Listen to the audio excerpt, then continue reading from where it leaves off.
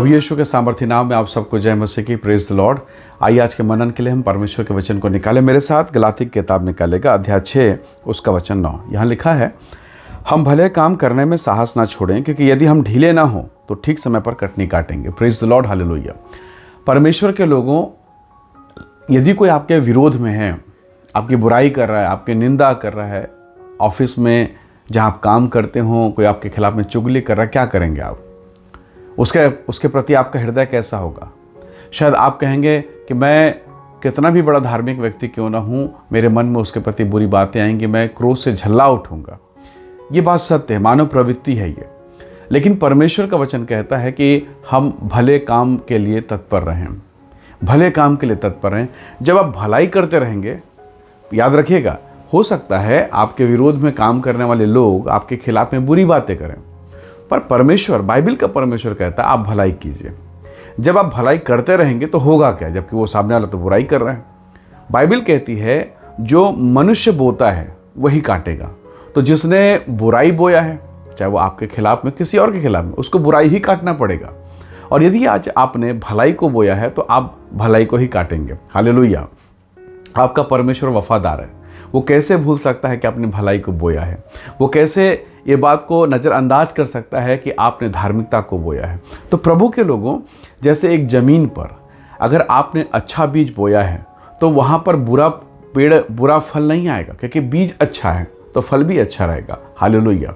जरा सोचिए यूसुफ के बारे में कि यूसुफ के सगे भाइयों ने उसके साथ कैसा बर्ताव किया, उसका अपमान किया, उसकी निंदा करी, नाना प्रकार की परिस्थितियां उसके साथ की, उसे गड्ढे में डाल दिया। यहाँ तक कि ऐसा लिखा, इस्माइलियों को बेच डाला और उसके कपड़े उतारे गए। आप समझ सकते हैं, एक व्यक्ति अगर किसी सफ़र में जाए तो उसके पास शायद 2, 3, 4 कपड़े हों, पर अगर आप कहीं घूमने गए हैं, ऑफिस गए हैं, तो क्या 2 कपड़े पहन के जाएंगे? नहीं ना। उसके कपड़े उतारे गए हैं उसके अपने भाइयों ने। सोचिए कितना बुरा उसके साथ। और उसे कपड़े को एक जानवर मार के उसके खून से सान के उसे खून से पूरा लपेट के अपने पिता को ले जाकर दे दिया और बोला कि हमारा भाई, हमारा छोटा भाई मर गया, समाप्त हो गया। कैसा बुरा बर्ताव। पर यही भाई आगे चल के, आपको मालूम है, यूसुफ इस्माइलियों के द्वारा पोतीपर के घर में और पोतीपर के द्वारा जेल और जेल के द्वारा परमेश्वर के अनुग्रह से आज मिस्र का प्रधानमंत्री है। अब यही भाई वापस आते हैं, अनाज चाहिए, ये भूखे मर रहे हैं, तड़प रहे हैं, अब इनको अनाज चाहिए। और यूसुफ उन्हें देखकर पहचान जाता है, पर भाई नहीं पहचाने। क्यों? क्योंकि उन्होंने अपनी मेमोरी के हिसाब से स्मरण किया, हमारा भाई तो मर चुका है, वैसे ही दिखता है। लेकिन ये नहीं हो सकता, क्योंकि हमने तो उसे गुलाम को बेचा था, गुलाम होने के लिए बेचा था, प्रधानमंत्री हो ही नहीं सकता, और वो भी मिस्र का, कदापि नहीं। Praise the Lord. और अभी भी यूसुफ ने उनके साथ भलाई किया, उन्हें अनाज के बोरे दिए, उन पर भलाई की। वो चाहता तो पद, प्रतिष्ठा, पावर में था, बदला ले सकता था। पर परमेश्वर के प्रसिद्ध लोग, परमेश्वर के श्रेष्ठ दास लोगों का ये गुण है, वो क्षमा करते हैं, भलाई करते हैं, माफ़ करते हैं। और बदले में उन्हें क्या मिलता है? वो सामने वाले व्यक्ति से आशा नहीं करते हैं, वो तो जीवित परमेश्वर से आशा करते हैं कि परमेश्वर ऊंचा उठाएगा। और देखिए यूसुफ के साथ भलाई हुआ, परमेश्वर का धन्यवाद, उस पर अनुग्रह हुआ।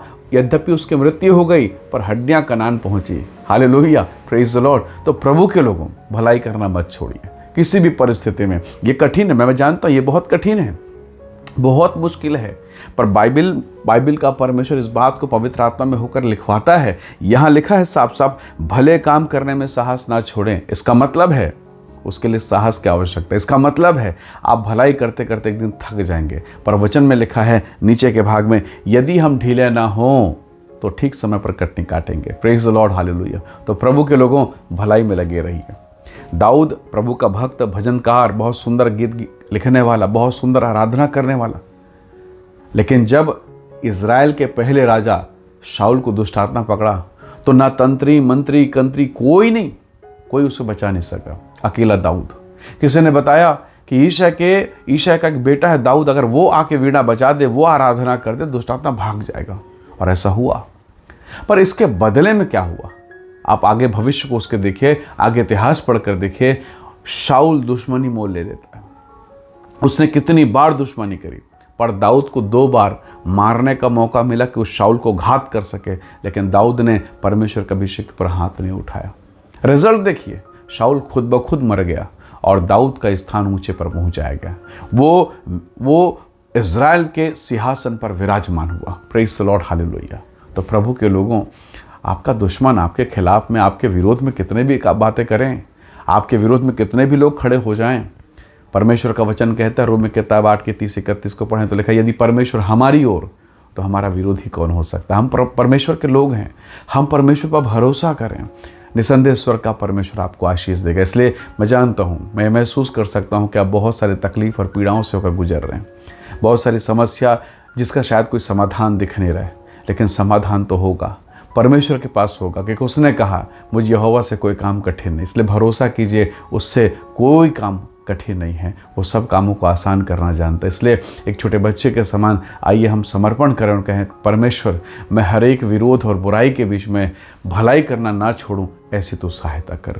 आइए दुआ मांगे, परमेश्वर का धन्यवाद करें। सामर्थी परमेश्वर, आज के दिन के लिए धन्यवाद। अपने वचन के द्वारा हमें से प्रत्येक को आशीषित कर प्रभु, हमें बुराई के बीच में भलाई करना सिखा पिता, हमारे जीवन पर अपने अनुग्रह को प्रकट करना सिखा पिता जी। हे प्रभु, तेरा अनुग्रह हम में हो और तेरा अनुग्रह हम दूसरों पर प्रकट कर सकें, ऐसी तो सहायता कर। हमारे जीवन में जो तकलीफ़ें हैं, पीड़ाएं हैं, बंधन हैं, उन सबको तो दूर कर पिता। यीशु के नाम से इस वीडियो संदेश को देखने वाले हर एक व्यक्ति को आप आशीषित करें। प्रभु आपकी महिमा प्रकट हो। धन्यवाद पिता, प्रार्थना सुनने के लिए प्रभु यीशु के सामर्थ्य नाम से मांगते हैं, आमीन आमीन।